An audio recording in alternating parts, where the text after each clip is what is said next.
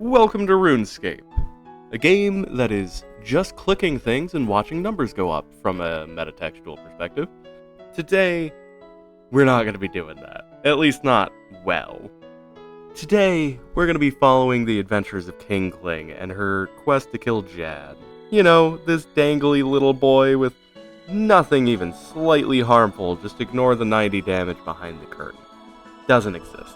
Kingling has just the slightest aversion to dirt in all of its forms and refuses to touch anything that's been on the ground for any amount of time. And is utterly convinced she was nobility of some sort. It's fine. It's fine. She can kill Jad. Trust me. We'll get there. To remove the cutesiness from the equation, rules of the account are no trading, including the Grand Exchange, no picking up anything off the ground or tables, and anytime there is ambiguity in these very simple rules, we're going to default to the game's interpretation of if there's a red dot, I cannot take it. There are a couple of roadblocks on this quest to kill Jad.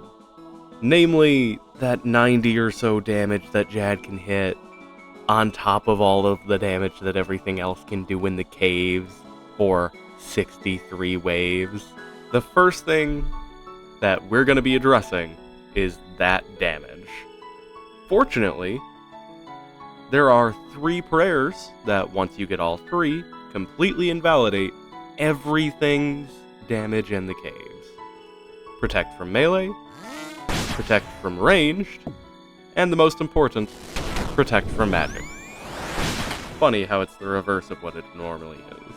On our quest to get this 43 prayer level, we are going to have to, at the absolute minimum, gain access to prayer XP. Which, because I'm cheap, I'm throwing Kingling into the free-to-play side of things first. Which means one possible way of getting it. Ruins of Camdozal after completing Below Ice Mountain. But that's not where we're starting. We gotta unlock that quest first. And we'll get there. Oh, trust me, we'll get there.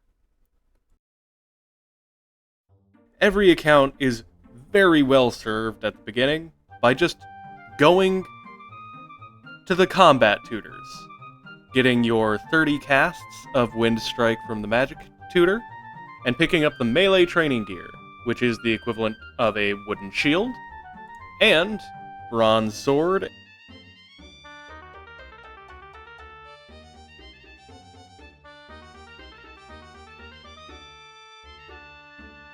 These are my favorite dummies, and quickly bumps you up to 8 attack. Boosting accuracy for practically no investment makes Kingling feel like she's got some power.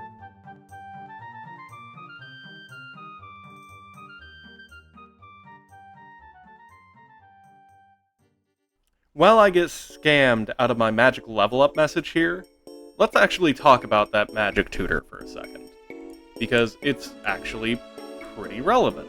She gives 30 free casts of Airstrike every 30 minutes, which just so coincidentally times perfectly with the home teleport, which is also free, and these 30 casts give you a minimum of 5.5 experience each.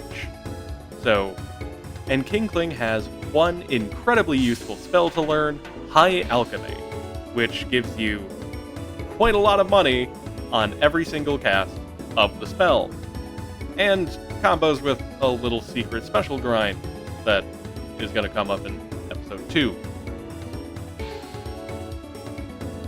The reason Kingling is going on a little bit of a murder and leveling spree here is actually because the first roadblock of the entire run on Kingling's quest to kill Jad in the fight caves is actually prayer.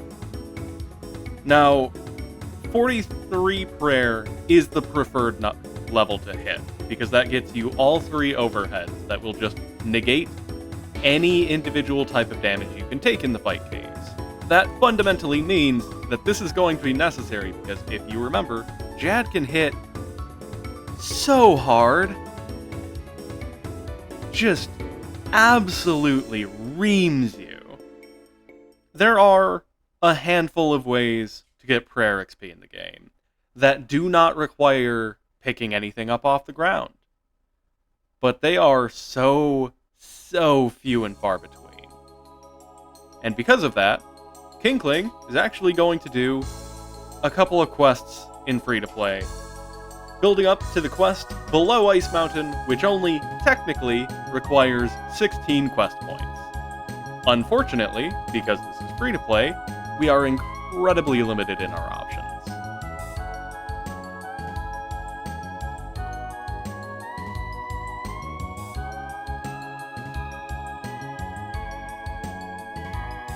Kinkling has decided her first target is going to be a vampire. And that's why she talks to Morgan and immediately runs upstairs to steal his one and only piece of garlic. He only had the one bit of food in the entire house, and now it's gone, relegating him to starving. It's not like Aggie here is going to give him any tomatoes or cheese anyway. So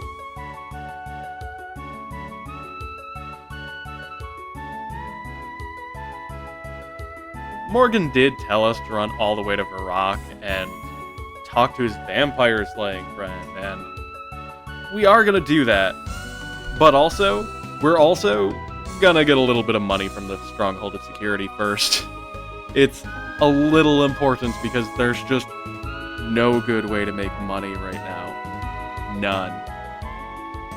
With that 2,000 cash injection, we find our way all the way over to the bar and preemptively buy some alcohol because the Vampire Slayer looks sloshed, and holy crap, Dr. Harlow is sloshed. He doesn't even recognize we're here and is just asking for more drinks. So of course, Kinkling, being a responsible adult, gets the absolutely plastered, out of his mind Vampire Slayer another drink of beer. And he gives us a wooden stake in exchange.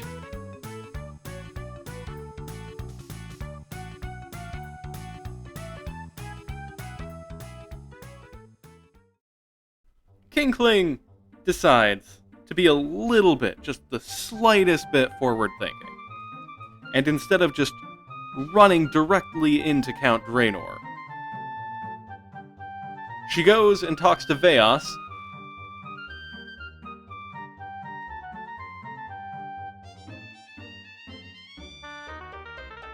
thanks to his instructions and playing in the dirt, and by digging up here, and here, and here, and here, and then turning in the big casket to Veos, we are rewarded with both a clue scroll and level 4 prayer. The level 4 prayer is actually really nice. But the clue scroll, it's technically possible. Fishing a trout is something Kinkling can do, but it's going to require significant self-improvement, and I'm not sure she's ready for that yet. So she just plunges it into the depths of her bank and forgets about it, which honestly was a mistake. But with that, Kinkling hops directly into Count Draenor's lair.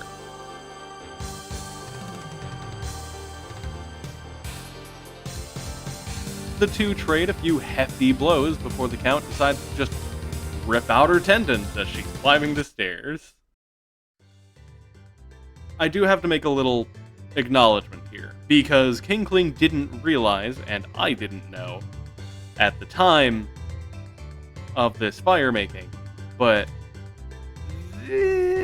I got 2 illegal fire making levels.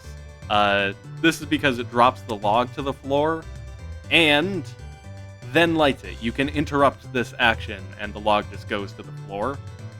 So, it's not even technically. We did just break the rules of the account. But don't worry, I do eventually figure this out and start doing fire making properly. By which I mean, oh god, it's awful. But we'll get there. Now, thinking it's going to help, she decides to catch an entire inventory of shrimp. But unfortunately, the Count has the superpower of Old Quest Code, which basically just makes his HP regen so high that we cannot heal faster than Count Draenor can do damage using Shrimp, and by taking the time to eat, Count Draenor heals all the damage that Kingling does.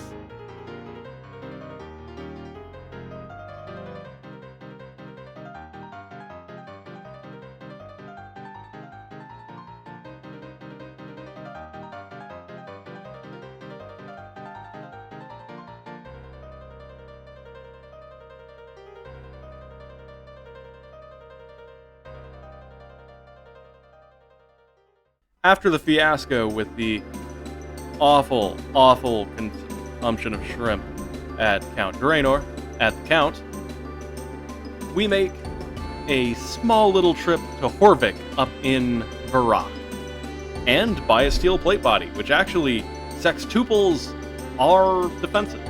And then she goes and gets more shrimp for a short little training session, and during that short little training session, we actually get an incredibly important level 7 cooking and fishing, which unlocks the actual method for prayer XP. Fishing guppies and preparing guppies, not cooking, preparing, in the ruins of Camdozal. We don't know where that is yet. That's in the future. This is foreshadowing. To be honest, the ruins is my favorite bit of dead content.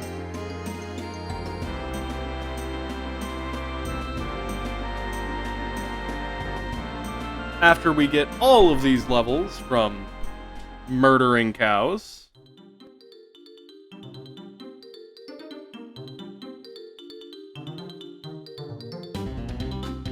we're back at Count Draenor, and wait a second. Do you see that health bar?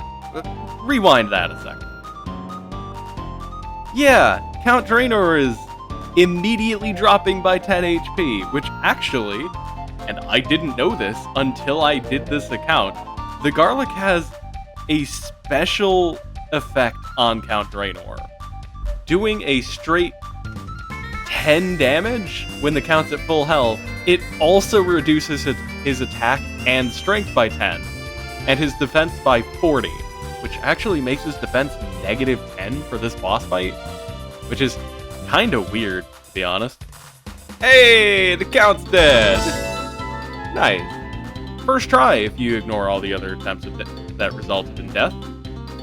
And with the Count dead, and a bunch of attack levels to boot, Kingling is in a brand new position with getting all of the rest of the quest points for Beneath Ice Mountain, which is what we need to unlock Ruins of Camdozal. Now, we also need some bread and cooked meat and red berry pies for different quests, but we'll get there. Because what I want to talk about right now is the actual requirements and what we have access to on that front. Just now, we've completed Vampire Slayer, and we've completed X Marks the Spot.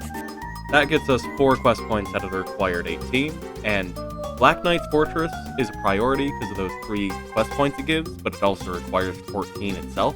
All of those quests in the leftmost column are 100% doable, they just might require a little bit of work. Especially Doric's quest and Knight's Sword, because they both require us to train mining and smithing, rewarding us a bunch of mining and smithing experience in the way. All of the ones on the left, easily doable, and most of them I don't even need to pay attention to or explain. As for the ones in the middle, Prince Ali's rescue I thought was flat impossible, and Cook's assistant I thought I needed to get into membership to get the egg. I didn't, but I didn't know it at the time.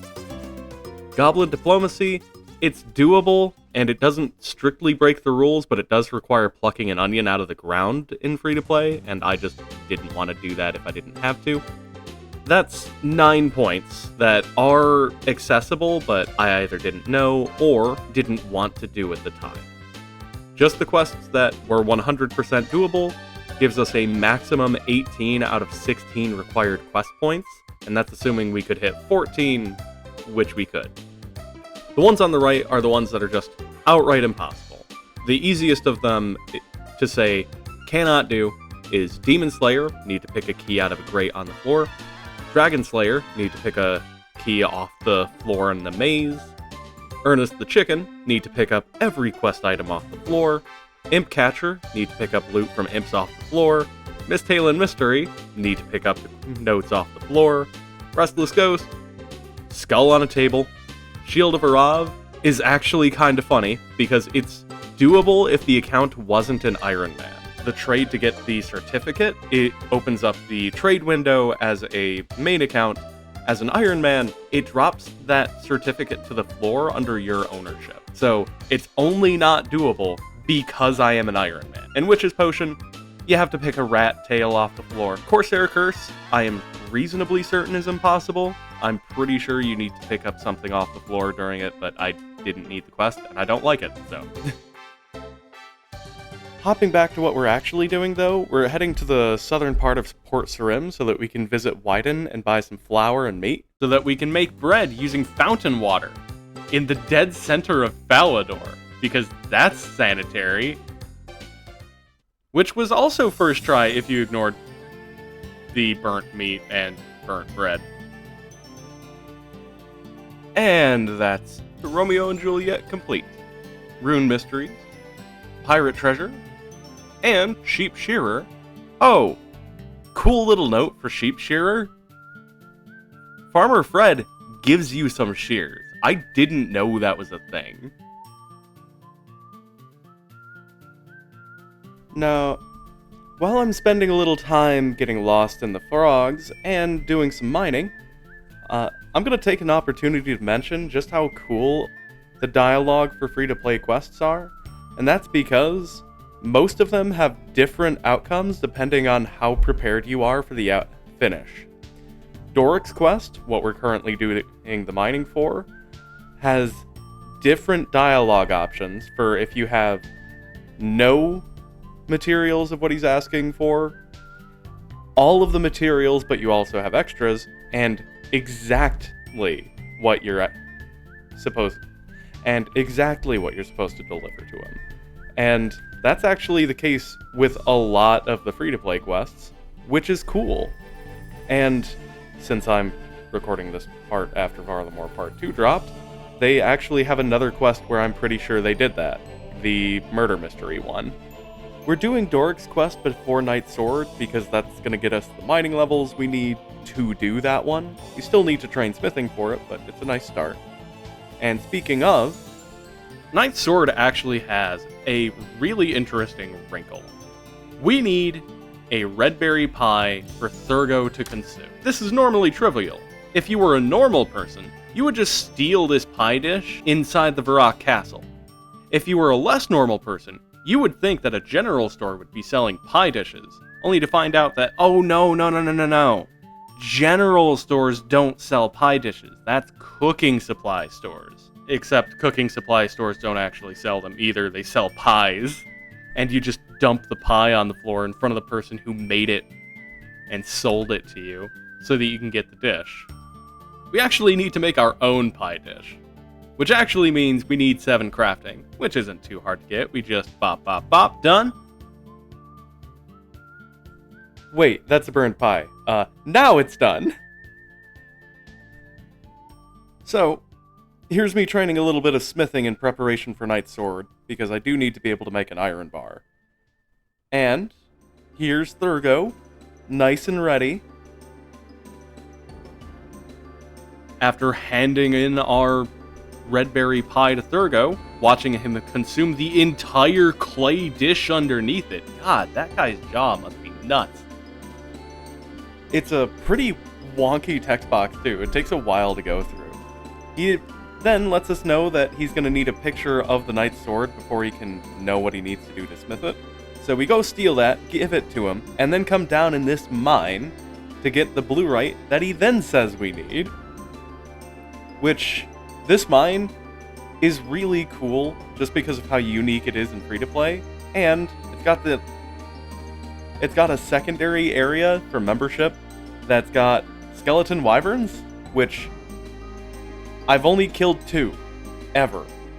They have a surprisingly good drop table, but not super relevant for right now. And just ignore me almost dying here. That's normal. Dying isn't terrifying or annoying in the slightest.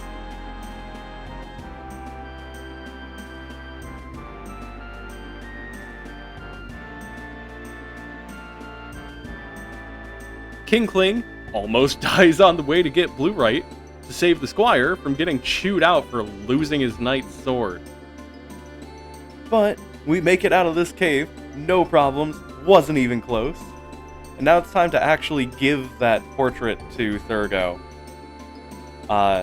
Which I guess he does kind of keep the knight's picture, and we don't give it back. I hope that's not going to cause an issue later. We're fine. He just ate a picture of a family portrait. But he makes the sword, and we turn in the sword to get an oodle-load of XP. So, now we're just down to the last quest before the one we actually care about, Black Knight's Fortress. And can I take a moment to really nail in how useless the reward for Doric's quest is while we're starting Black Knight's Fortress, by the way? The reward for it is the ability to use his anvils, which are way north of Falador, nowhere close to any teleports. And it's just the ability to use those anvils. They are the least convenient anvils anybody has ever used ever, and I'm reasonably sure that no one has ever used these anvils for anything other than the achievement diary requirement and for the memes. The guy even yells at you for trying to use his anvils without permission, and it's just, why? Nobody ever uses these. Anyway, we actually use the least convenient anvils in existence for convenience because it is on the way to Black Knight's Fortress. So, I guess I gotta take back what I said. Someone has used these anvils for the sake of convenience. Once.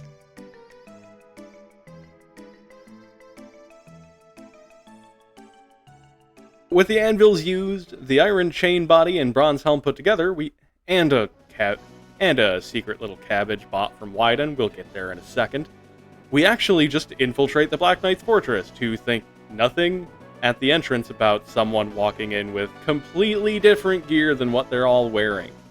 You know, until you're actually in the fortress and they attack you every time they see you. And after making your way through this maze of a fortress, you'll actually get to see a pretty fun cutscene where they explain what the goals of the Black Knights are, which is just becoming invulnerable using a potion that's been in the process of being brewed for a decade now. And the last ingredient they need to get this whole thing working is using a marginally magical cabbage from Draenor Manor, which actually is true. If you ever examine those, they do have the message of being a little bit magical, and I'm pretty sure they have a special secondary effect, but I can't be bothered to go look. But after you get that first little cutscene, you go back through the fortress, go through this door that you are explicitly told don't go through or you'll die, and then ignore all of the knights that run directly at you and try to kill you, hide into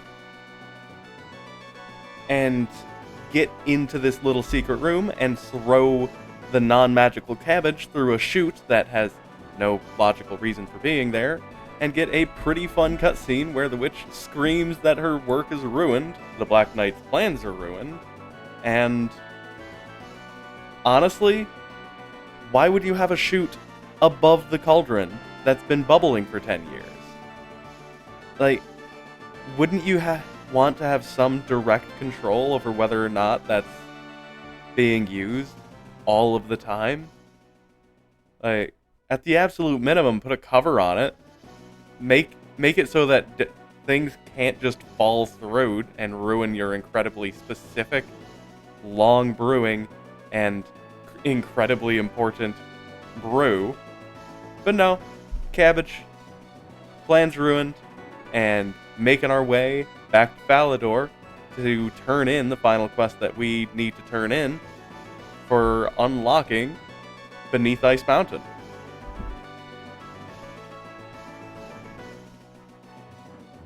That is, unfortunately, the last of the White Knight's questline that we're ever going to bother doing, by the way, because we can't complete Recruitment Drive, which is really sad, because so much nice stuff is locked behind that. Little side note, you would not believe how many times I've gotten lost inside the Falador Castle. More than I'd like to admit. Quickly turning in the quest, and finally getting the final quest points King Kling needs to start Beneath Ice Mountain, which is probably one of the best free-to-play quests in the game. I'm gonna pull a little bit of the things I need for Beneath Ice Mountain, and with that, I'm just going to be walking directly towards the Ice Mountain. I hope you have a good rest of your day, and I hope it was worth watching. I promise to get this out in faster than this one. Until next time.